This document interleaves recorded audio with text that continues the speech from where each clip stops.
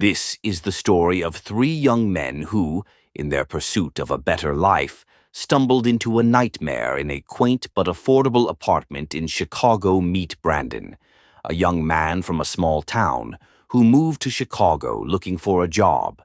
He was welcomed by his two friends, Nick and Scott, who were already working at a prestigious tech company in the city. To help Brandon settle in, Nick and Scott had him move into their rented apartment. After about 2 weeks, just as Brandon was close to finalizing a job, the unexpected happened. Their landlord informed them that the building had been sold, and they had only 15 days to vacate. Panic set in. Nick and Scott were tied up with their demanding jobs, so the responsibility of finding a new place fell on Brandon. Brandon spent his days searching, but everything near their commercial area was prohibitively expensive. Finally, on an online listing, he found an old 2-bedroom apartment. The price seemed suspiciously low for the location, which was close to Nick and Scott's offices. Brandon visited the apartment and, finding it old but available, took down the contact number on the "For Rent" sign. That Friday evening, Brandon told his friends about the place. Since they had the weekend off, the three of them, Brandon, Nick, and Scott, went together to see the apartment the next morning. The owner, an elderly man, met them and grilled them on their jobs. He seemed satisfied that Nick and Scott worked at a good company. As they toured the place, Scott, who was usually easygoing, felt an immediate sense of unease. He kept giving off strange reactions, but Brandon, desperate to secure a place with a looming deadline, chose to ignore it. The owner explained that the apartment was old and needed some repairs, which was why he was renting the spacious 2 BHK for only $1,500. A steal in that neighborhood. None of the friends questioned the abnormally low price. Brandon quickly paid the security deposit and the first month's rent. They agreed to move in the very next day. They moved in on Sunday. Nick and Scott were thrilled with the short commute to their offices. Brandon, still job hunting, spent most of his time at the apartment. During the day the following Friday, Nick and Brandon, who were both meat eaters, decided to celebrate with a feast. Scott, being a strict vegetarian from a traditional family, did not join them. As they ate, Scott fell asleep. Around 2 a.m., Nick and Brandon decided to go for a late-night drive and get some ice cream. They locked the apartment door from the outside, leaving Scott asleep inside. When they returned, they heard an unsettling sound from inside, a faint muttering and sobbing, like a woman crying. Their hearts pounded. They opened the door and realized Scott wasn't in his bed. They found him huddled in a corner, drenched in sweat, and clearly terrified. "What happened, man? You okay?" Brandon asked. Concerned Nick, trying to lighten the mood, made jokes about Scott seeing a ghost. Scott, shaken, whispered, "You guys locked the door, and then I heard it. It sounded like a girl crying outside the door. I started to feel suffocated, like I couldn't breathe." Brandon and Nick, though skeptical, calmed Scott down. They knew Scott was a sensitive person prone to anxiety and panic attacks, which could sometimes cause him to faint. They reasoned with him, assuring him the place was safe. Yet, Scott couldn't sleep the rest of the night.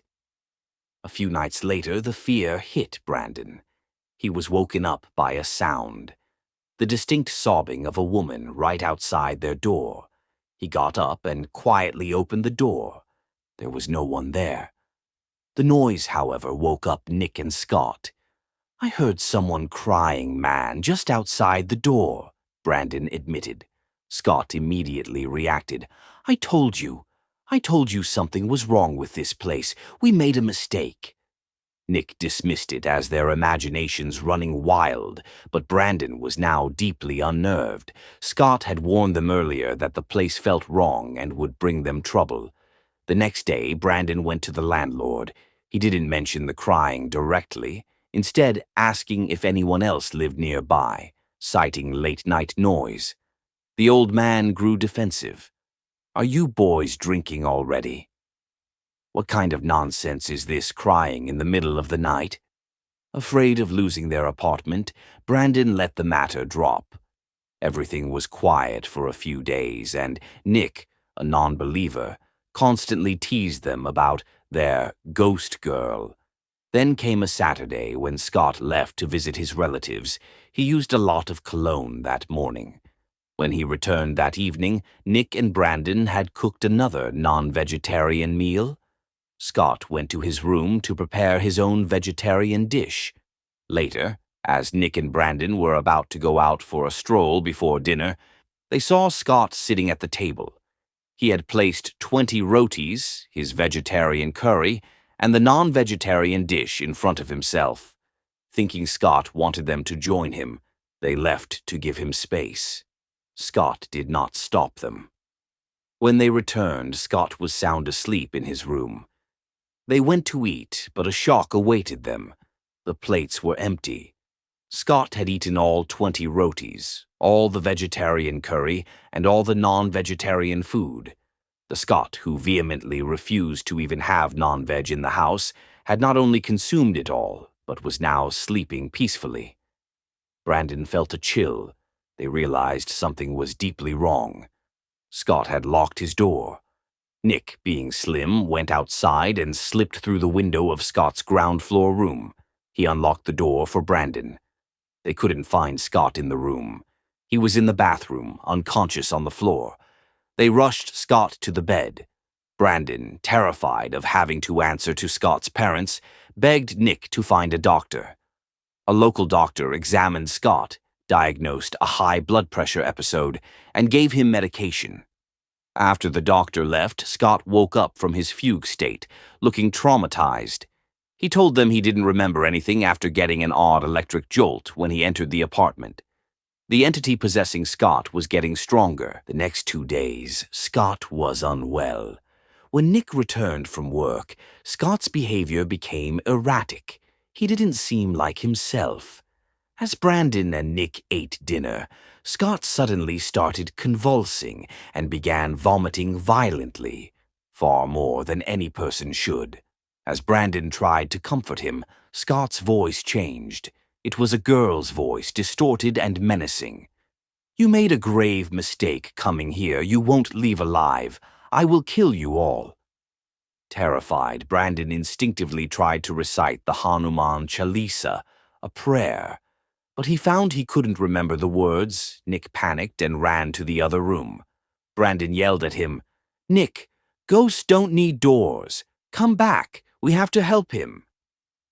They quickly found a recording of the prayer on Brandon's phone and played it loudly. After about 15 minutes, the entity left, and Scott collapsed, unconscious. They immediately called Scott's father, Mr. Williams, and told him everything. Mr. Williams arrived the next day, furious. He demanded to speak with the landlord about renting them a property with such a problem. When the three of them, Mr. Williams, Brandon, and Nick, confronted the old man, he screamed back, "What deposit? Stay or get out. You are trying to defame my apartment," and dismissed them.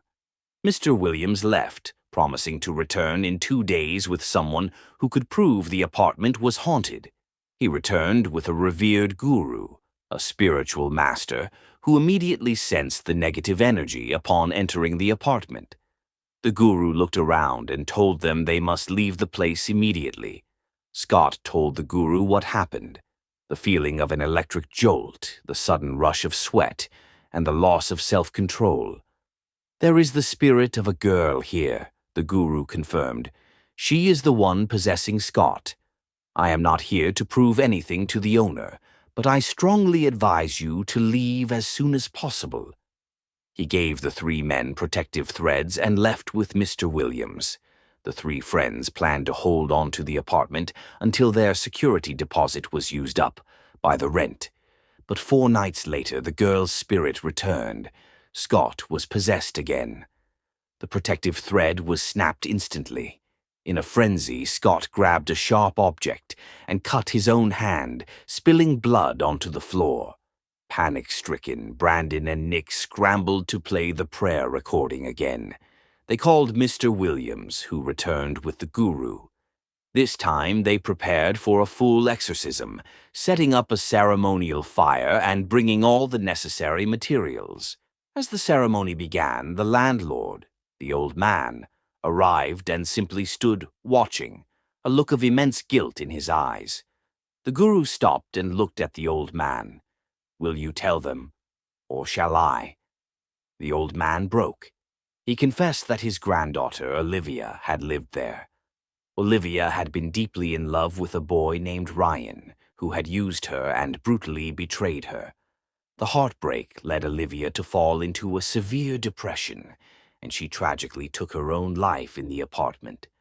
Her spirit, full of rage and believing that all men are betrayers, now haunts the flat, targeting boys Ryan's age. "If this was true, why didn't you tell us?" Brandon asked, stunned. The old man, crying, admitted his dire financial situation. "I live alone. My son doesn't send me enough money. This is the only asset I have. My greed was simply for the rent. I hoped someone would be able to stay." The old man finally returned their deposit. The three friends packed up their belongings that very evening and fled the haunted apartment. If you don't listen to this story all the way through, you won't grasp the true nature of the paranormal, of real fear. Try to put yourself in the shoes of one of these four guys, Vince, Preston, Kyle, and Dean, and you'll understand what true dread means. These four had been inseparable since childhood, growing up in a tough, close-knit neighborhood like South Side Chicago. They graduated high school with near-identical GPAs, all dreaming of going to college together and pursuing engineering. Their dream came true when they were all accepted into the same program at a major state university outside of Atlanta, Georgia. Most engineering colleges, especially the bigger ones, are located in the sprawling, sometimes isolated, outskirts of a city, and this one was no different. The university had its own massive dorm complex, and these four best friends lucked out. They were assigned a spacious, 5-person suite all to themselves. It was perfect. The best college, a solid major, and a private room to share, a double blessing for their lifelong friendship. For the first week, everything was awesome. But then there was a knock on the door. The residence assistant, RA, stood there with a new kid and a bag. "Guys, meet Aaron," the RA said with a grin. "Your 5th roommate. Sorry to break up your little party of 4, but he's all yours now." Aaron, a transfer in a different engineering discipline, joined the group. While the 4 originals were a tight unit, Aaron settled in well enough. Just 2 weeks into the semester, the school announced a sudden 4-day break. A technical issue, a system update. Who knows? Students were told they could go home or stay on campus. Kyle spoke up. "Listen, driving back to Chicago for just 4 days is a grind. But my mom's sister, my aunt, lives about an hour away from here in a really remote, rural area of Georgia. They have a huge house, practically a mansion. Why don't we crash there for the 4 days? It'll be a change of pace. We're city boys. Let's see some country." Everyone was in. A big house, no classes, and a change of scenery. Hell yeah. The best part? These guys all came from comfortably middle-class families in Chicago. Since they were going to college far from home, their parents had set them up with their own motorcycles to get around the sprawling suburban campus and city. So, all 5 friends, Vince, Preston, Kyle, Dean, and Aaron, had their own bikes. They decided to leave that evening around 6:30 p.m. They hit the road, riding through the suburbs. About 30 minutes in, a sudden drizzle started. They pulled into a small roadside diner, a classic American highway stop, for coffee and some pie to wait out the rain. It was getting dark. Kyle called his aunt to let her know they'd be late. When the rain finally stopped, they mounted up again. Soon, the city lights faded completely. They were on a straight highway, the concrete giving way to older asphalt, flanked by dense pine forests. They were deep in the Georgian countryside. Then, at a sharp bend, Kyle suddenly slammed on his brakes, forcing the others, Dean, Vince, Preston, and Aaron, to swerve to avoid him. "Dude, what the hell?" Preston yelled. "You want to get us killed? There's a truck stop coming up. We can talk there." Kyle was breathing hard, his face pale in the faint moonlight. "We can't go on," he stammered. "Something's wrong." "What are you talking about, man?" Dean asked, clearly spooked by Kyle's look. Kyle was the one everyone knew had a weird sixth sense. Since they were kids, he'd occasionally get a terrifying premonition, a bad visual, or a sudden overwhelming dread that would often come true. "You guys know I get those feelings," Kyle whispered. "I just saw it. A deep ravine ahead. All 5 of us, off our bikes, falling. No one survived. We have to turn back. Now." Aaron scoffed. "Seriously, we're college sophomores, not old ladies reading tea leaves. Premonitions. Come on, this is the 21st century." But the others weren't having it. "No, Aaron, he's right. Kyle's never been wrong about this stuff. If he says turn back, we turn back." They reversed their bikes and headed back the way they came. The sense of urgency was immense. The wind picked up, howling through the trees like a banshee, and the air felt thick with humidity and dread. They rode fast, desperate to get back to the familiar, sterile safety of the dorm. But the highway wouldn't end. An hour passed, then 2.5. "Wait a minute," Vince shouted, pulling his bike alongside Dean's. "That diner? The one we stopped at? We should have passed it an hour ago. And where are the lights of Atlanta's suburbs? This is still dark forest. This road isn't supposed to be this long." Fear coiled in their stomachs. They hadn't seen another car or person since they turned around. The trees were endless, the road dead straight and desolate. Finally, a beacon in the darkness, a battered old-school gas station. They pulled in, the 5 bikes roaring onto the cracked concrete. A single attendant, a lean, expressionless man, stood by the pump. "Excuse me," Dean said. "We're trying to get back to the university near Atlanta. Are we on the right track? How far is it from here?" The attendant looked at them, his eyes unblinking, before finally speaking, his voice flat. "Atlanta. Boys, what are you doing out here? You're not in Georgia, you're in Florida. The northern panhandle. You're over 500 miles off course." The blood drained from the guys' faces. Florida? They had been riding for hours, but a 500-mile detour was impossible. "No way, man. We just came from the Atlanta outskirts," Preston cried, stepping off his bike, his legs shaking. The shock was too much. He suddenly felt faint. His friends helped him sit down, frantically pouring water from a bottle. Just as Preston started to calm down, a look of sheer panic crossed his face. He bolted, sprinting toward the road. Suddenly, a tractor trailer, moving impossibly fast for the rural highway, roared out of the darkness and slammed into Preston. The impact was sickeningly loud. He was thrown high into the air, and the truck didn't even slow down, vanishing around the next bend as quickly as it appeared. The 4 remaining friends stood paralyzed. They rushed to the spot where Preston was hit, but the truck's velocity and the darkness were disorienting. They couldn't find his body. He had simply vanished. Aaron, the newest member, was the first to snap out of it. "We gotta go. They'll blame us. The attendant already thinks we're high. We have to leave now. We'll call the police from somewhere safe in the morning." In a panic, they rode off, continuing down the deserted road. A few miles later, they saw a faded sign. The Black Creek Lodge. "We stop here," Aaron insisted, pointing at the 2-story motel. "We have to figure out what to do, and we can't do it flying blind in a storm. We'll lay low, call the cops tomorrow." Before they went in, Kyle stopped them. "Listen, we can't risk saying anything. If they ask questions, we act like we're deaf and mute, signed for everything." The others, desperate, agreed.